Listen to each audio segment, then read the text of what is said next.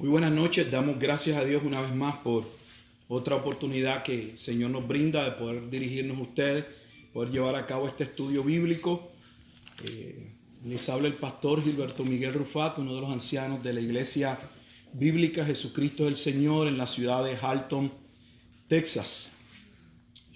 Vamos a estar hoy estudiando el capítulo 15 de Apocalipsis. Es un capítulo corto, pero un capítulo como todos, muy importante. Son solo 8 versículos. Es probable que nos dé el tiempo de poderlo cubrir, aunque este capítulo, como veremos, forma parte del relato también del capítulo 16, pero lo cubriremos en otro momento. Aprovechamos la oportunidad para dar gracias a aquellos que nos siguen, a aquellos que nos pudieran estar viendo, los hermanos de la iglesia. Un saludo, pastores, amigos. Esperamos que sea de gran edificación. Vamos a orar antes de comenzar. Amado Dios y Padre eterno, te alabamos y te damos gracias una vez más por tu amor y tu misericordia para con nosotros en Cristo. Nos encomendamos a tu gracia, a tu cuidado, solicitándote una vez más que tu Espíritu Santo nos guíe a toda verdad, a toda justicia. Que tu palabra que ya tú has revelado por medio de tu Espíritu y has preservado para que tu pueblo se guíe, Señor, a través de ella, obedezca a la misma y conozcamos lo que es tu voluntad, pueda ser expresada, pueda ser comunicada con verdad, con fidelidad, Señor. Que tu pueblo sea edificado y que aquellos que en tu gracia todavía han de continuar procediendo al verdadero arrepentimiento y a la fe en Cristo, así lo hagan. Te damos pues gracias siempre orando en Cristo Jesús, Señor nuestro, quien merece toda la gloria y a quien le damos toda la gloria. Amén y amén. Vamos a abrir nuestras Biblias en Apocalipsis 15. Vamos a tomarnos el tiempo de darle primero lectura y luego entonces entramos en este capítulo.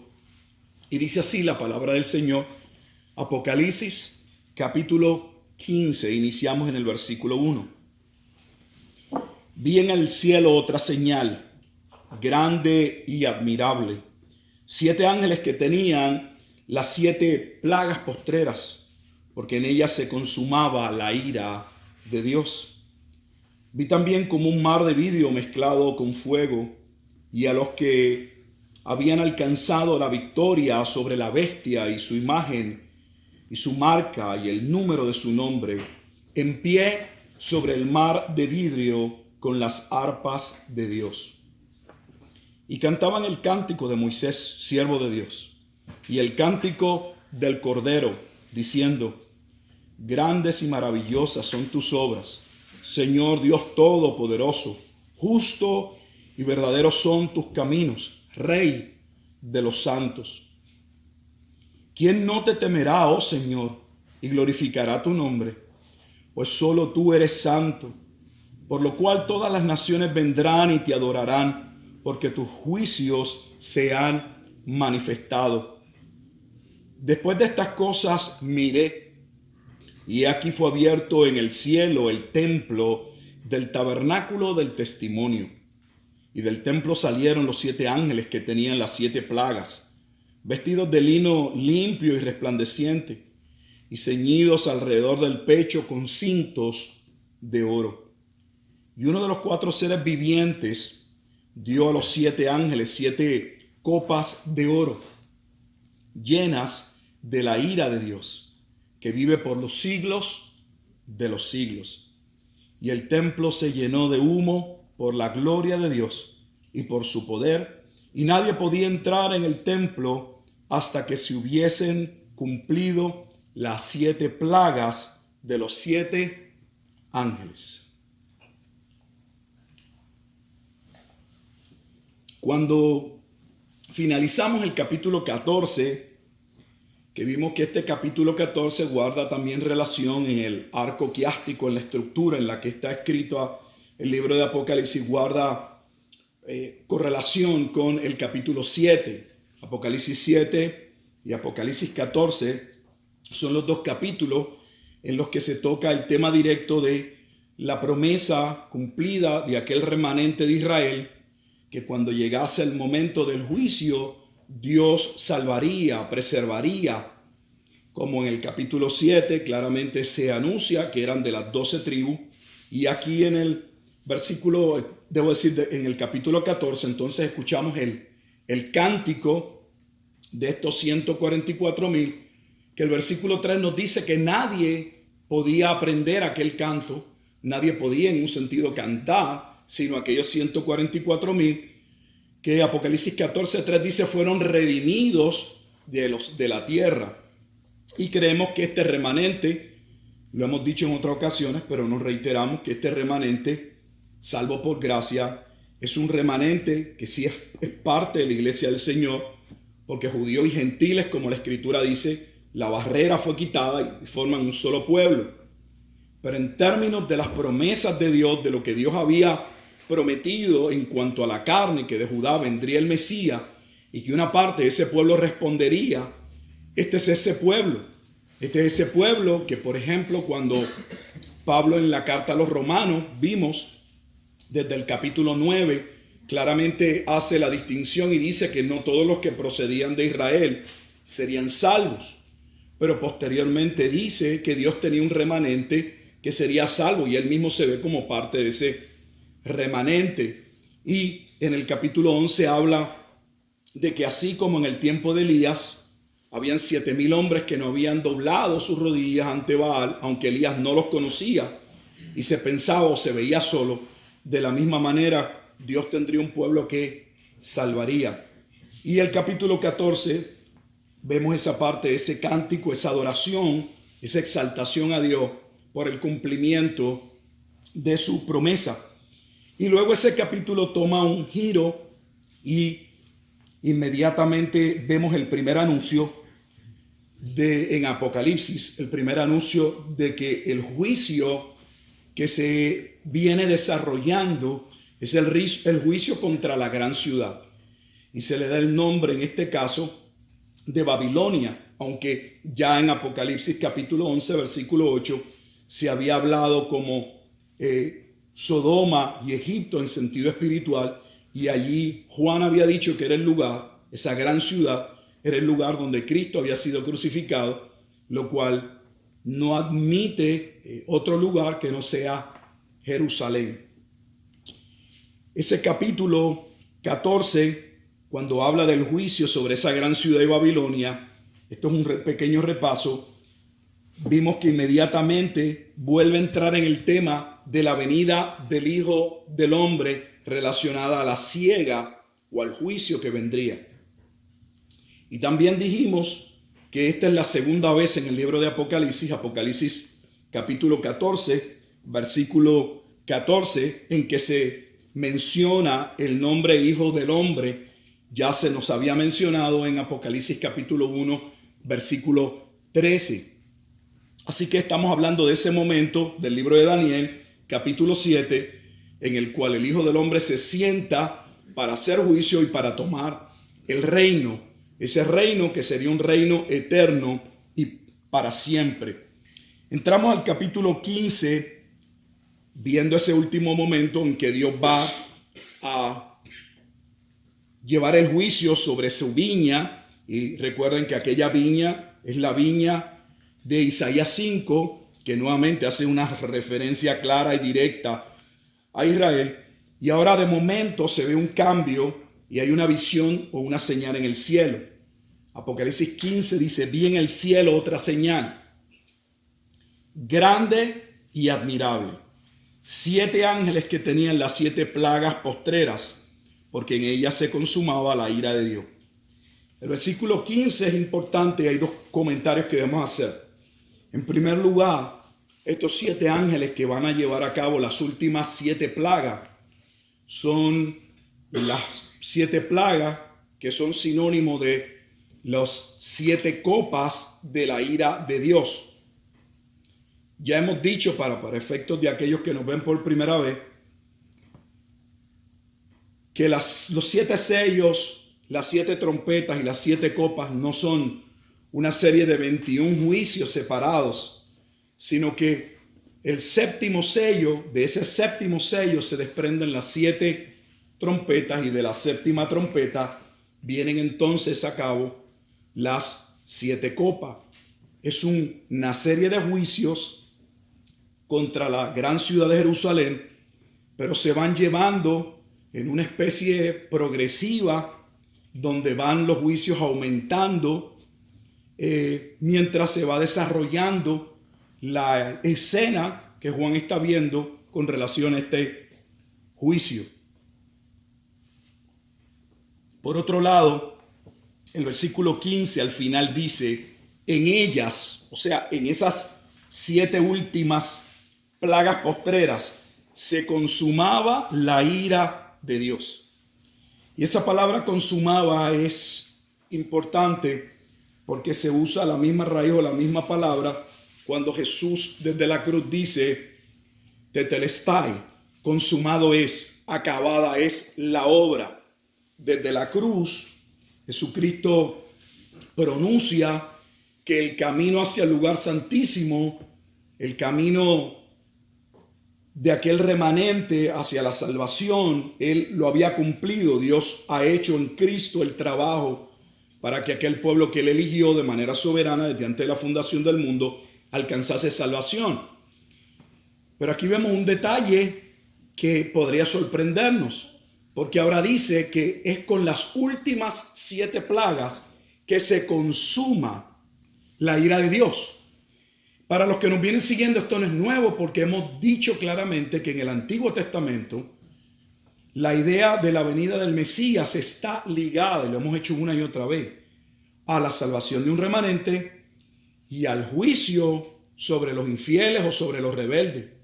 Lamentablemente en nuestro tiempo, la predicación y la enseñanza que se da es solamente una vía. La vía de que Jesucristo vino a traer salvación y que solo Él salva y que Él trae esperanza, pero no se habla del juicio. Cuando estuvimos hablando en el capítulo 14, hablamos del tiempo de la siega. No voy a entrar a repetir, pero vimos que ese mensaje en el Nuevo Testamento inicia con Juan el Bautista. Y Juan el Bautista anuncia esa siega y habla, por un lado, de que la venida de Jesucristo, la venida del Salvador, la venida, como Él le va a llamar, del Cordero Inmolado, va a traer la venida del Espíritu Santo para salvación. Aquellos que se arrepintiesen y viniesen a la fe serían bautizados con el Espíritu Santo, una promesa antiguo testamentaria, pues el Espíritu del Mesías pasaría a ser el Espíritu del remanente que Él salvaría. Pero Juan anuncia primeramente que el hecho de que Él estuviese predicando y Él fuese el precursor del Mesías, anunciaba también el juicio. Ya el hacha está puesta. Así que el Nuevo Testamento claramente inicia señalando que el advenimiento de Jesucristo, por un lado, trae buenas nuevas de salvación para aquellos que van a creer, pero también anuncia el juicio para aquellos que les rechazarían. Y nuevamente Apocalipsis 15:1 dice que en esos últimos juicios, esas 7 últimas plagas, que son las 7 copas de la ira de Dios, se va a consumar la ira de Dios. Eso es sumamente importante. El comentarista Ford es un comentarista a nivel académico importante. Dice lo siguiente con relación a las plagas. Dice: en el Nuevo Testamento, a excepción de Apocalipsis, la palabra se menciona solo 7 veces y nunca en un sentido escatológico. O sea que la misma palabra griega que se está utilizando aquí para las últimas 7 plagas, podemos verla siendo usada en el Nuevo Testamento, pero nunca relacionada con una tonalidad escatológica, sino con un golpe, con alguna enfermedad, persecución, pero nunca desde un punto escatológico. Es solo en Apocalipsis que esas plagas vienen a tener una connotación de un juicio previamente anunciado. Y eso es muy importante. Pasamos al versículo 2.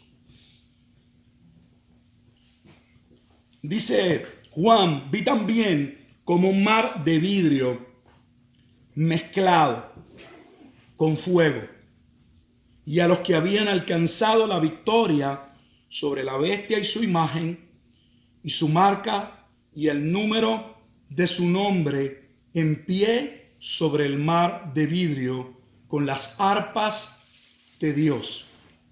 Este otro versículo también es muy importante por la razón de que este mar de vidrio ya lo habíamos visto en el capítulo 4, cuando Apocalipsis termina en el capítulo 3, que termina con el mensaje a las 7 iglesias.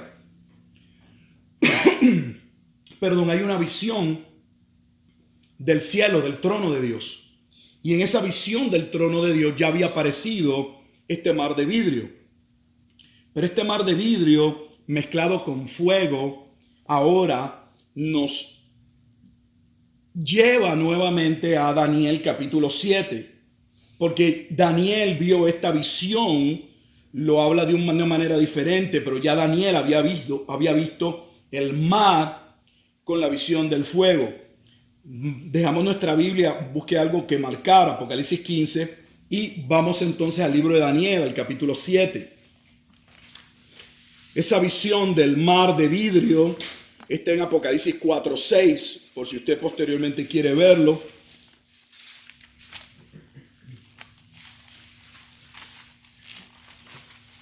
En Daniel capítulo 7, versículos 9 al 10, el versículo clave es el 10.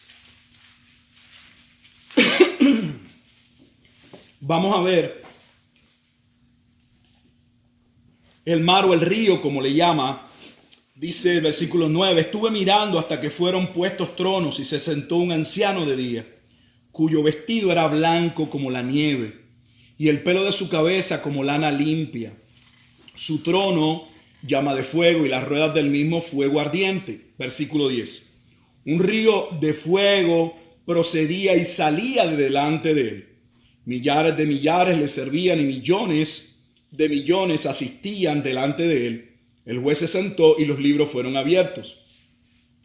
Si usted tiene en su Biblia y observa el versículo 10, tiene una referencia a Apocalipsis capítulo 5. O sea, que los traductores, los que trabajaron la Reina Valera, vieron obviamente que había una alusión, una referencia a Apocalipsis. Y eso es lo que estamos queriendo hacer notar, que esa referencia del mar o el río con fuego es parte de la visión que Daniel ve en el capítulo 7.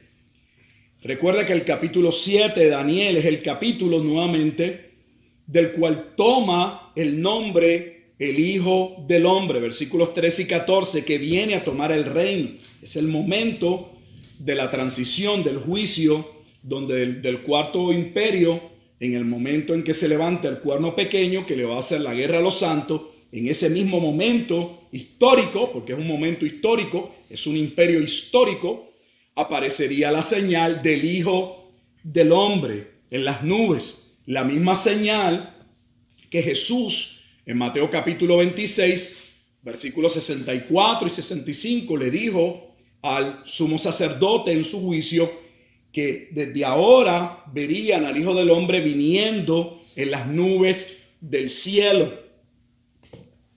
Ese es el momento en que el sumo sacerdote se va a rasgar los vestidos y le va a decir a su audiencia: no necesitamos más testigos, ha blasfemado. Ese pasaje muchas veces no se aborda de la manera correcta porque está haciendo una relación a Daniel. El sumo sacerdote le ha dicho antes: dinos abiertamente, ¿eres tú el Cristo, el Hijo de Dios? Y Jesús le va a decir: no tengo necesidad básicamente de decirlo, tú mismo lo has dicho. ¿Y cómo lo va a confirmar? Lo confirma citando, haciendo alusión a Daniel capítulo 7. Desde ahora verás al Hijo del Hombre viniendo en las nubes. El sumo sacerdote claramente sabía que si Jesús estaba diciendo que él era el Hijo del Hombre de Daniel capítulo 7, versículos 13 y 14, estaba identificándose con el Mesías, pero estaba asociando ese Mesías con el Cristo y con el Hijo del Hombre. Así que ese fue el momento crucial donde no se necesitó, según ellos, más testigos y condenaron a muerte a Jesucristo, cumpliendo la parábola de Mateo capítulo 1 con relación a los labradores malvados que darían muerte al hijo del dueño de la viña. La viña del capítulo 14 que va a ser aplastada.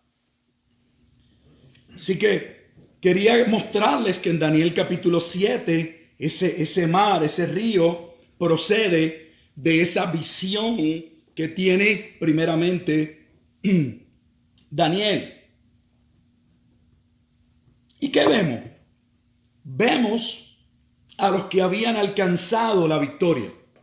¿Quiénes son los que han alcanzado la victoria?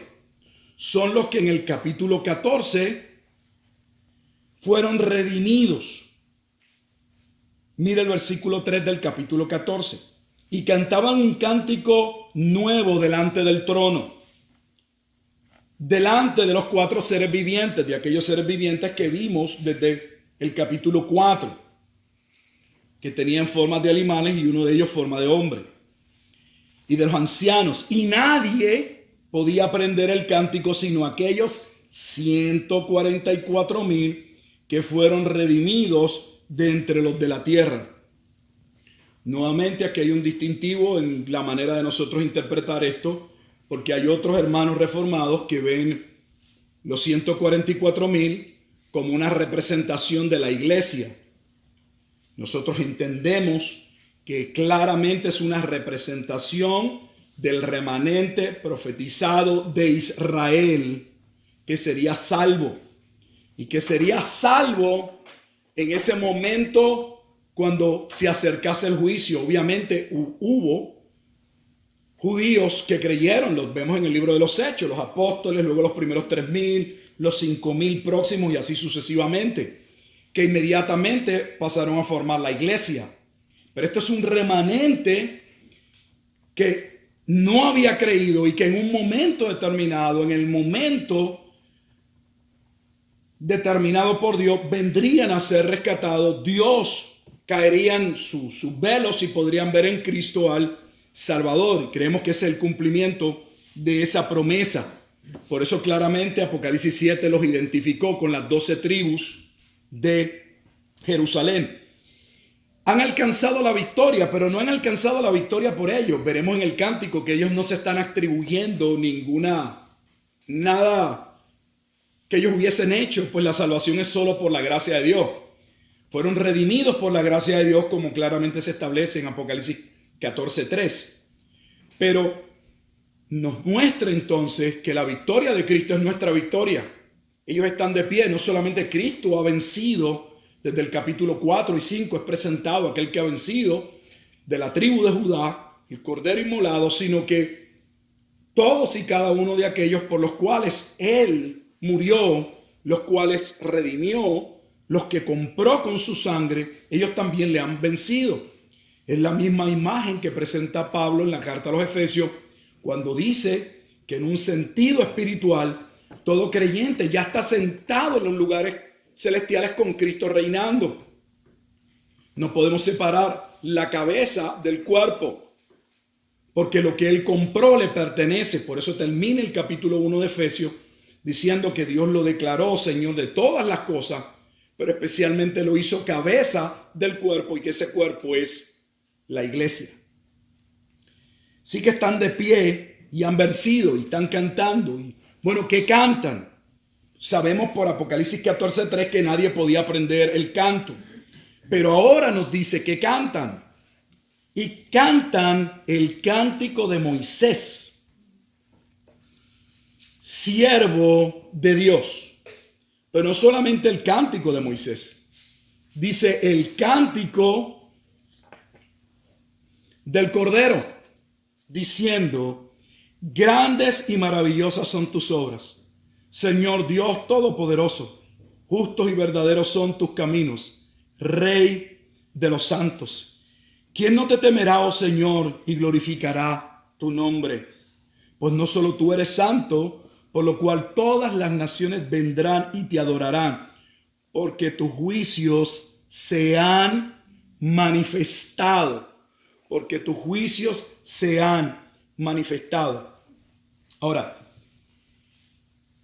debería llamarnos la atención el que se señale que cantan, obviamente lo que están cantando es un solo cántico, pero el cántico tenga que ver con el cántico de Moisés y el canto del Cordero. No creo que lo que Juan nos está diciendo es que entonaron el cántico de Moisés y luego pararon y empezaron el cántico del Cordero. Es que el cántico de Moisés y el cántico del Cordero es un mismo cántico, porque es un mismo plan. La ley de Moisés nos lleva a Cristo para ser redimidos en Cristo.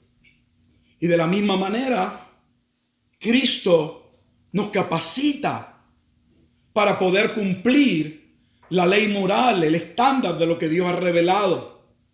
Hay una correlación entre la ley de Moisés y la ley del Cordero. Cristo es el cumplimiento de aquella ley revelada y dada y otorgada por Dios en el Antiguo Testamento. Esto es más importante de lo que usted tal vez se imagina.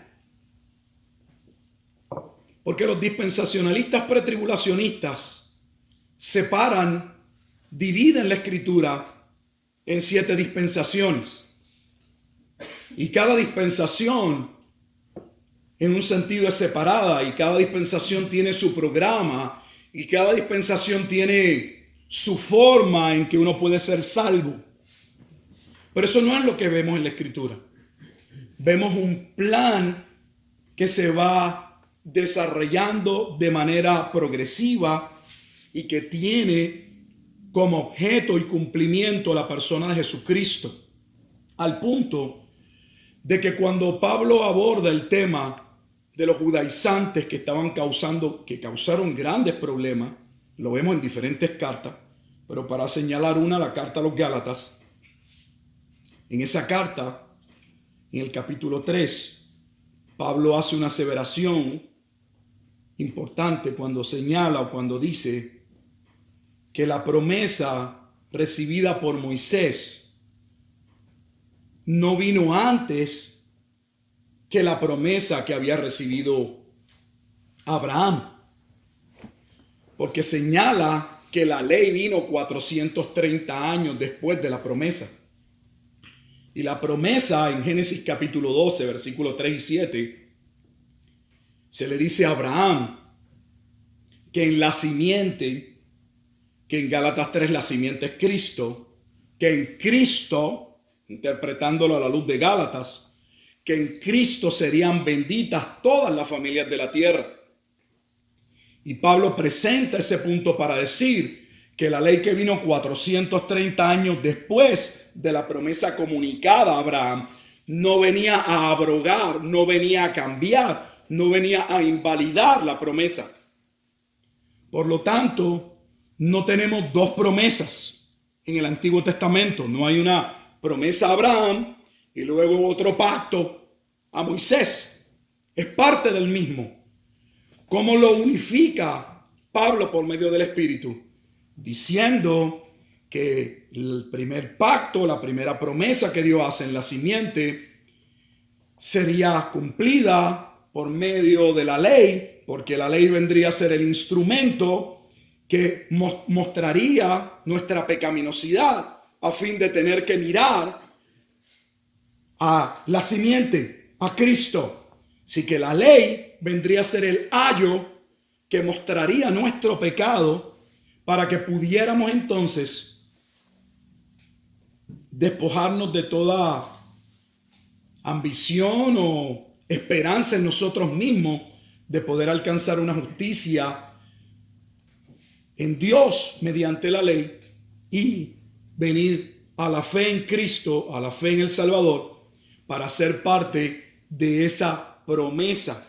Y Pablo no ve un choque entre las dos, entre la ley y lo que se le dio a Abraham. Ve una cadena y ve cómo cada parte cumple un plan o cumple un propósito, que ese propósito, el hilo conductor es ¿quién? Es Cristo. es Cristo. Así que cantaban el cántico de Moisés y del Cordero, porque hay una unidad entre el Antiguo Testamento y el Nuevo Testamento, no están desasociados. Si uno examina este cántico que inicia en el versículo 2 y termina en el versículo 4,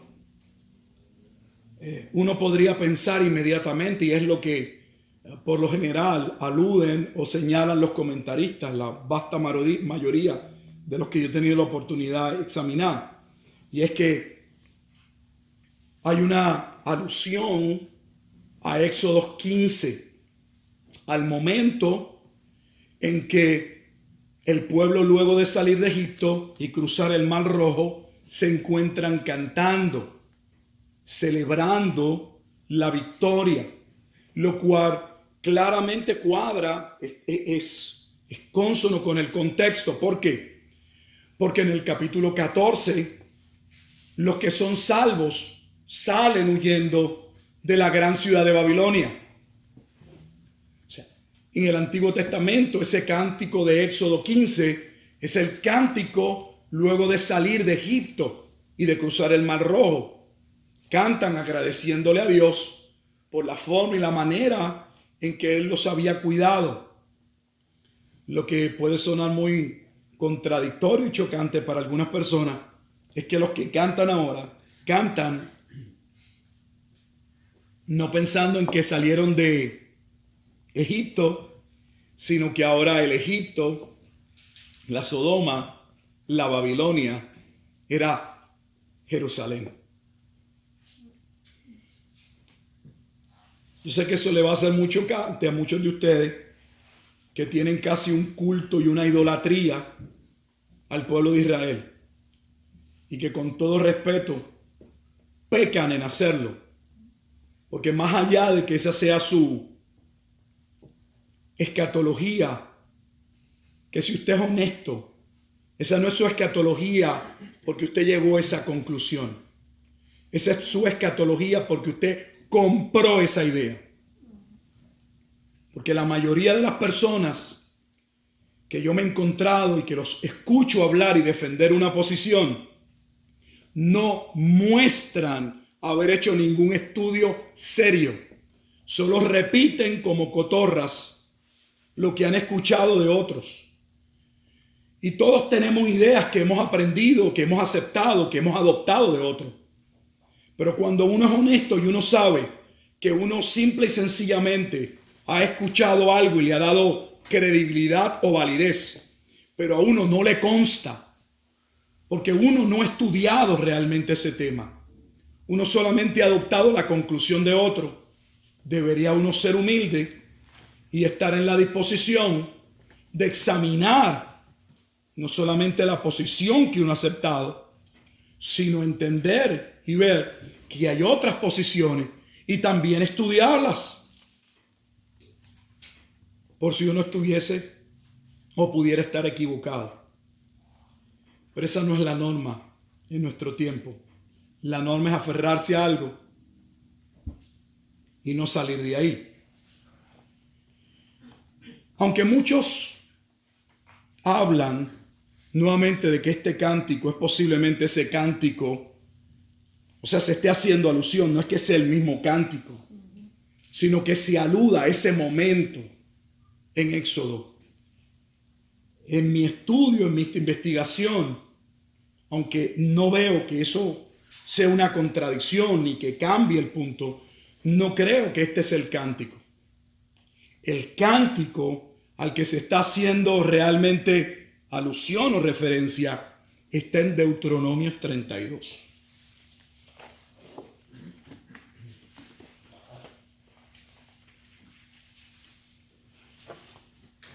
Libro de Deuteronomio, capítulo 32. Yo no tengo el tiempo de leerlo completo y si me escucharás, pues estoy afectado de mi garganta, de mi voz.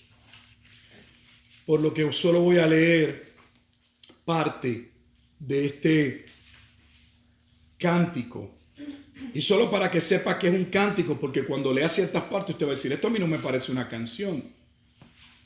Quiero primeramente para que mostrárselo. En Deuteronomio capítulo 32 vamos primeramente al versículo 44.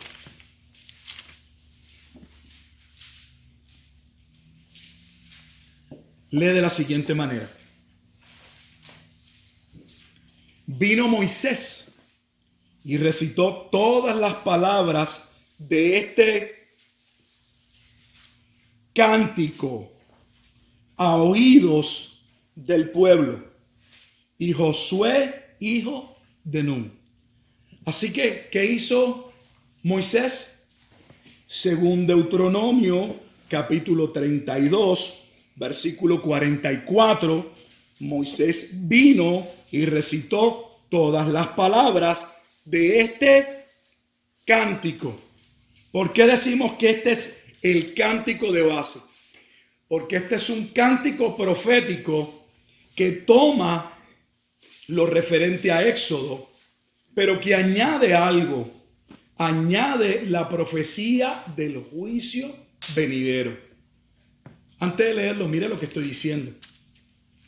Estoy diciendo que el libro de Deuteronomio ya profetizaba el momento del día de la ira o de la venganza de Jehová.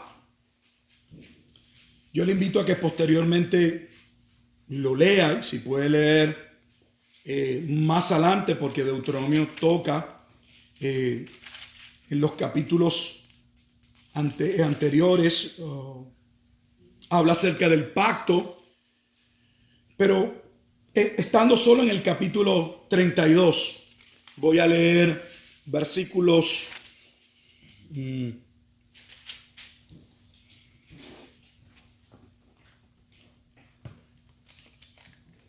Voy a leer desde el versículo 41. Observe, escuche. Sí afilaré mi reluciente espada y echaré mano del juicio y tomaré venganza de mis enemigos y daré la retribución.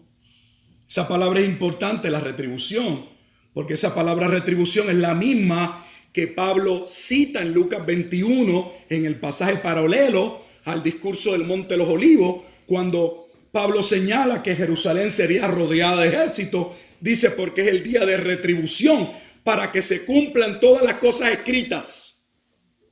Comenzamos nuestro estudio de Apocalipsis diciendo que vamos a interpretar este libro no inventando, no especulando, sino interpretando la Escritura a la luz de la Escritura. Y daré la retribución a los que me aborrecen. Embriagaré de sangre mis saetas. Mire qué lenguaje crudo y duro.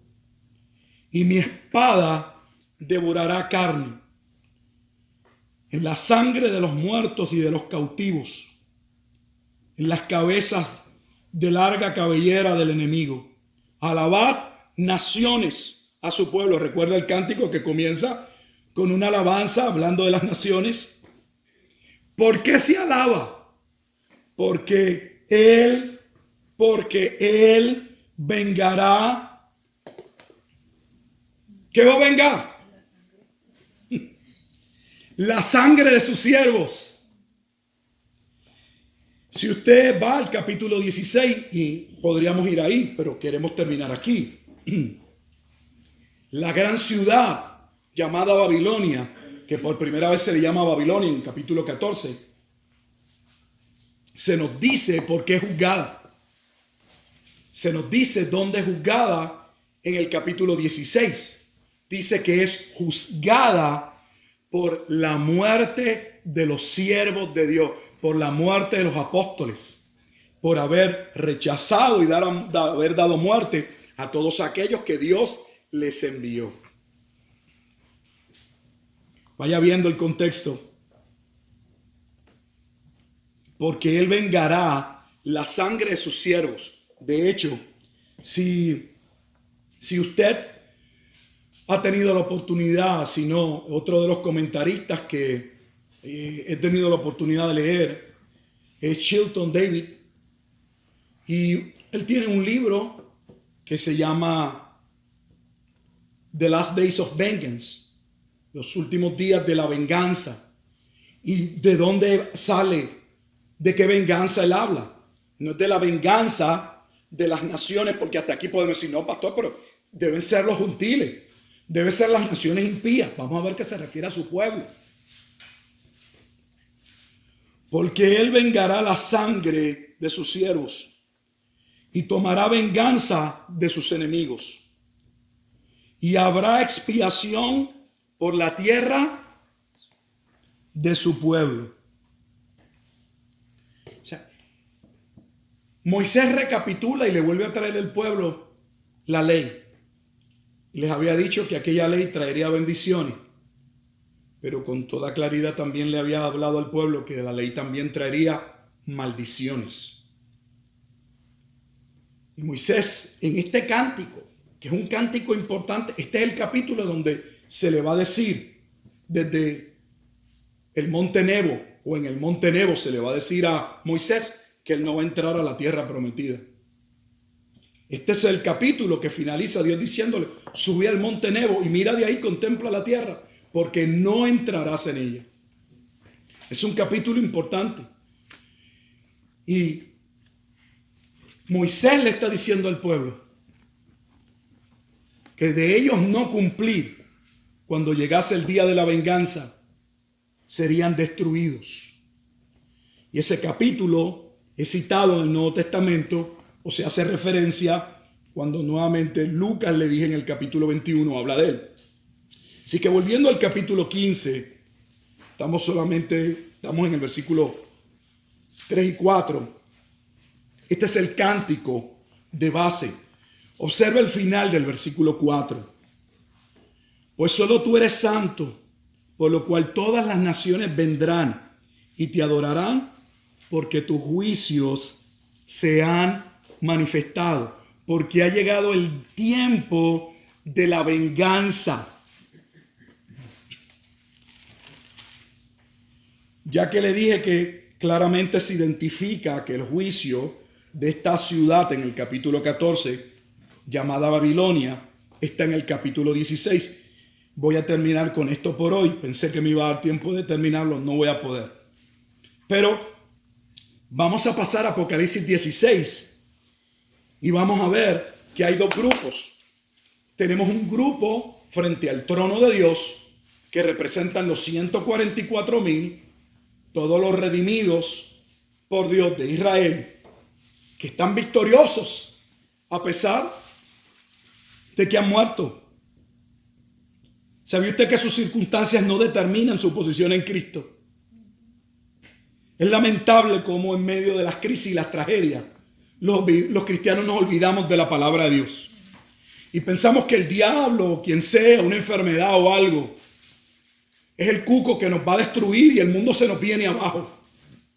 Ojalá usted pueda ver, hablando de manera pastoral, cómo esos 144,000 le muestran a la iglesia, nos muestran a los creyentes que nuestra posición, que lo que tenemos en Cristo es seguro.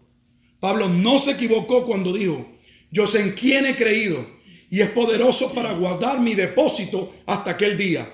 Ese es el mismo Pablo que en Romanos 8 dice que no hay ángeles, no hay muerte, no hay circunstancia que pueda cambiar el plan de Dios sobre aquellos que Él ha elegido y que ha justificado. Su victoria es nuestra victoria. Ahora, según tienes a unos parados, contentos, cantando, se habla del juicio de los otros. ¿Por qué son juzgados? Apocalipsis 16. Vamos a llegar aquí y lo vamos a elaborar mejor. Pero quisiera que usted vaya conmigo al versículo 6.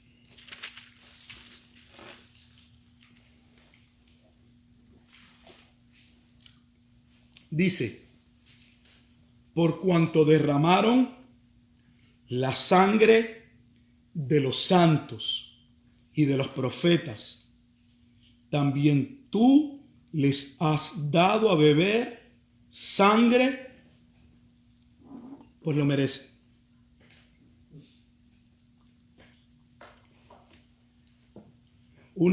Estoy convencido que uno de los puntos más importantes para entender correctamente Apocalipsis es la fecha, la datación del libro. La realidad es que cambia toda la interpretación si se escribió antes del 70 o después del 70. Nosotros postulamos, creemos que la evidencia interna del libro demuestra que fue escrito antes del año 70. Cuando usted cambia la fecha en el 95, le da paso a usted colocar a Roma, porque en algunos momentos sí hubo muerte de algunos cristianos. Pero la gran persecución históricamente ocurrió en el tiempo de Nerón y eso nadie lo puede poner en tela de juicio. Al punto de que en mi investigación yo no he encontrado ninguna evidencia contundente, por no decir ninguna, que evidencie que los cristianos fueron perseguidos en el tiempo de Domiciano. Les he dicho, y el libro está público, lo puede ver, la investigación del profesor Brian Jones, el emperador Domiciano, en inglés.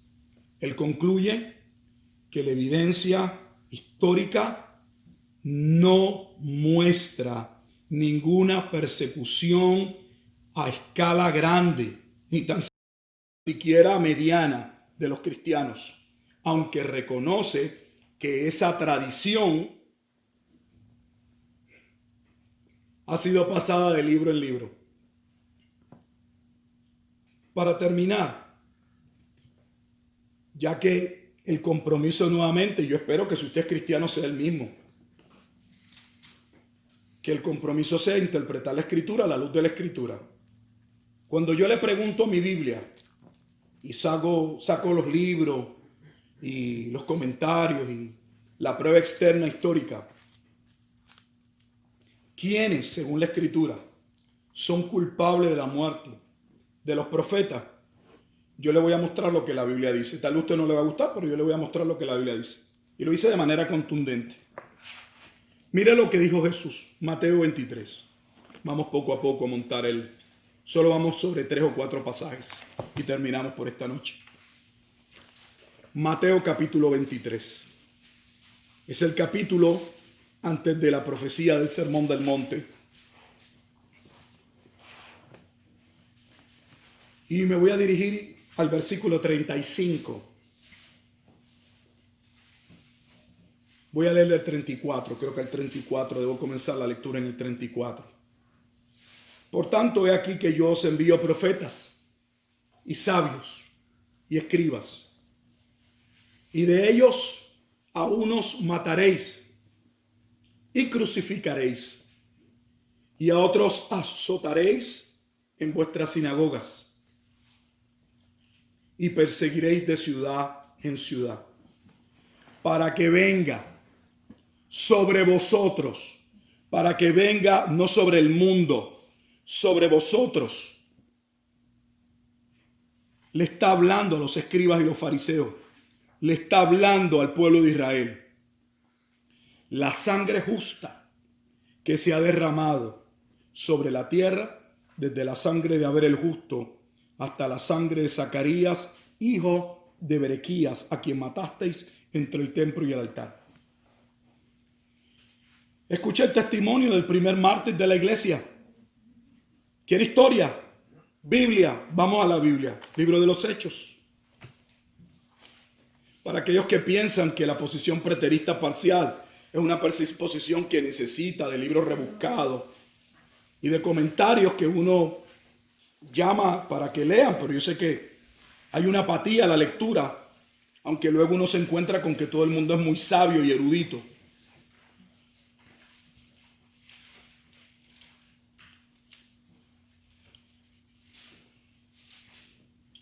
Mira lo que sucede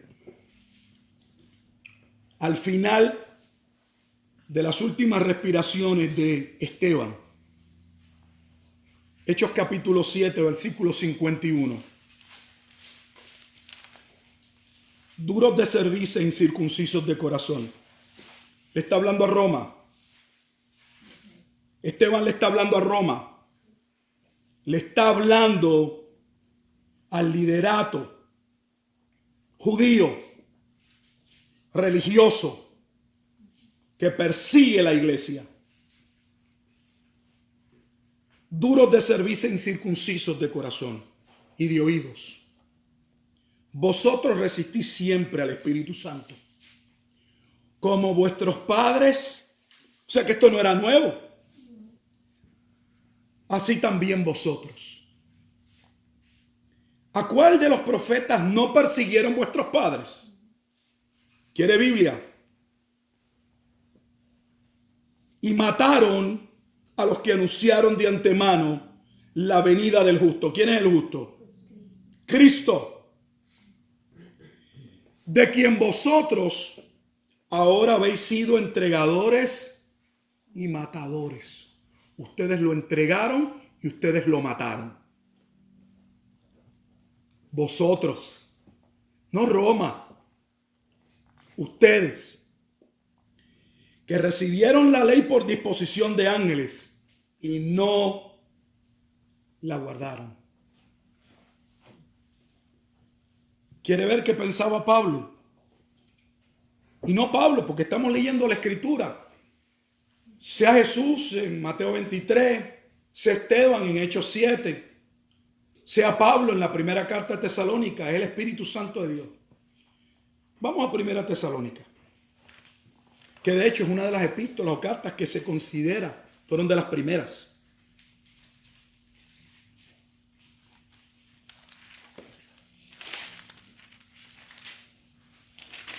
Vamos a terminar con este pasaje por hoy. Nos dirigimos a la primera carta a los tesalonicenses. ¿Por qué llegamos hasta aquí? Porque leímos en Apocalipsis capítulo 16, versículo 6, que no es el único lugar que lo dice en Apocalipsis, que la gran ciudad es juzgada por haberse rebelado, por haber violado el pacto, por haber matado a los profetas. Roma no mató profetas. De hecho, el profeta primero que alguien podría decir históricamente que estando Roma mató a Juan el Bautista, y créame que no lo mató por predicar que Jesucristo era el Cordero de Dios. Juan el Bautista muere históricamente porque le señala a Herodes que estaba en una relación ilícita ante Dios. No muere porque él bautizaba, porque a Roma no le importaba un culto más. Eran politeístas.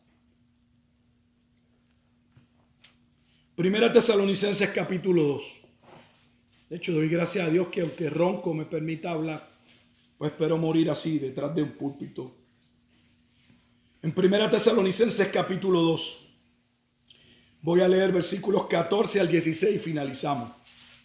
Yo creo que si este versículo, si no le abrió los ojos lo que leímos, pues fue Jesús en Mateo 23. Y luego Esteban en Hechos 7. Mira la afirmación que Pablo se va a hacer aquí, que de hecho tiene más peso si usted va al libro de los Hechos y mira cómo inició la obra en Tesalónica. Pablo solo pudo estar por 3 sábados. O sea, esta es una iglesia que se desarrolló en menos de un mes. El tercer sábado, Pablo tuvo que irse. Pero aún de esas predicaciones en esos sábados en la sinagoga, menos de un mes, nace y florece la iglesia en Tesalónica. Digo esto porque esa iglesia creció en persecución, nació en una persecución, para que entienda lo que Pablo le va a decir. Versículo 14, capítulo 2. Primera Tesalonicenses 2:14. Porque vosotros, hermanos, vinisteis a ser imitadores de las iglesias de Dios en Cristo Jesús que están en Judea. ¿En qué vinieron a ser imitadores? Fíjate que está diciendo que hay algo que ellos vivieron que se dio ¿dónde? en Judea, pues habéis padecido de los de vuestra propia nación las mismas cosas, que ellas perecieron. ¿De quiénes? De los romanos. Hay algunos que tienen que estudiar la Biblia y dejar los libros. De los judíos. Oh, pero mira la afirmación que va a hacer. Los cuales mataron al Señor Jesús. Estoy diciendo una de las declaraciones más antisemitas que el pueblo judío reconoce. Este es uno de los pasajes por los cuales los judíos hoy entienden que nuestra Biblia debe ser cambiada. Es posible que esto no pase los halagos y los filtros de YouTube. Y mire, va para atrás. Y a sus propios profetas y a nosotros nos expulsaron y no agradan a Dios. Y se oponen a todos los hombres. Eso está en Hechos 15. Especialmente los fariseos no querían que los gentiles pasasen a ser parte de la iglesia. Y si lo iban a hacer, si eso se iba a permitir, tenían que judaizarse, circuncidarse, hacerse judíos y comprometerse a guardar toda la ley que ellos no cumplían. Mire el versículo 16. Impidiéndonos hablar a los gentiles para que éstos se salven. Así colman ellos siempre la medida de sus pecados. ¿De quién están hablando? De Roma. Pues vino sobre ellos la ira hasta el extremo. Jesús dijo que los judíos eran culpables de la sangre de todos los profetas, comenzando desde la de Abel. Y con esto termino. Uno dirá, pero ¿no será eso una exageración? ¿Cómo Jesús podía culpar en su tiempo a los escribas y fariseos que tenía frente a él de todos los pecados desde Abel? Por una sencilla razón, amado, y con esto termino. Porque desde antes de la caída del hombre, la Escritura dice que Dios eligió un pueblo. Y ese pueblo quedó claramente constatado en la caída. Que si bien es cierto, introdujo el pecado y el pecado la muerte, y la muerte pasó a todos los hombres, por primera vez, no solo se da la esperanza de que un día por medio de otro hombre habría salvación. La población es dividida y están los hijos de la serpiente y los hijos de la simiente que es Cristo. Por lo tanto, cuando Jesús en Mateo 23 les dice que ellos eran culpables, se refería no solo a los escribas y fariseos que tenía de frente, se refería a todos aquellos que forman parte de la simiente de la serpiente. Pues solo Dios tiene un pueblo, el pueblo que Él escogió desde antes de la fundación del mundo, y el que claramente desde la caída anuncia sería redimido un día por medio de la obra de un segundo Adán, y ese Adán es Cristo. Ese Adán se encarnó, ese Adán cumplió perfectamente la ley, ese Adán testificó, ese Adán resucitó de entre los muertos. No una resucitación tenemos hasta en el Antiguo Testamento y en el Nuevo Testamento, antes de Cristo, resurrecciones, pero donde las personas volvieron a su mismo cuerpo. Lázaro volvió a la vida, pero Lázaro volvería a morir. Cristo resucita como primicias del cuerpo glorificado que han de recibir todos los creyentes en la segunda venida. Cristo resucitó, aunque es Dios, pero en el sentido de la carne, para nunca morir más. Y no como una promesa de sí mismo, sino como una promesa para todos los que Él salva. Por lo tanto, amado hermano que me mira, para terminar de forma pastoral, cuando Dios nos salvó no solo de nuestros pecados, de nuestra maldad, de nuestros pensamientos necios, errados, conforme al mundo.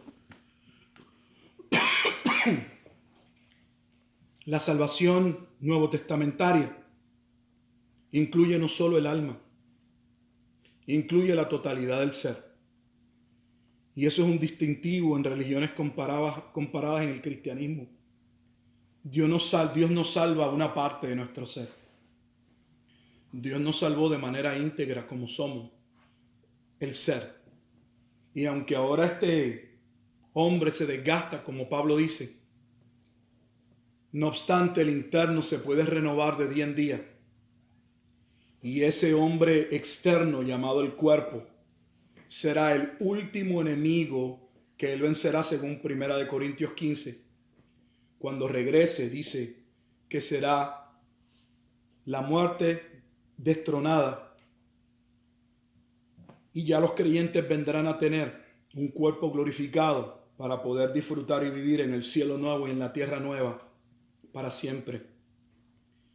Debemos dar gracias a Dios porque la obra que Dios ha hecho, a pesar de que ahora nosotros no veamos todas las cosas, no significa que lo que Dios ya ha hecho en Cristo lo ha hecho perfecto y completo y para siempre. Nosotros no estamos esperando que en la segunda venida Dios complete algo. Lo que Dios alcanzó, lo alcanzó por nosotros en la cruz.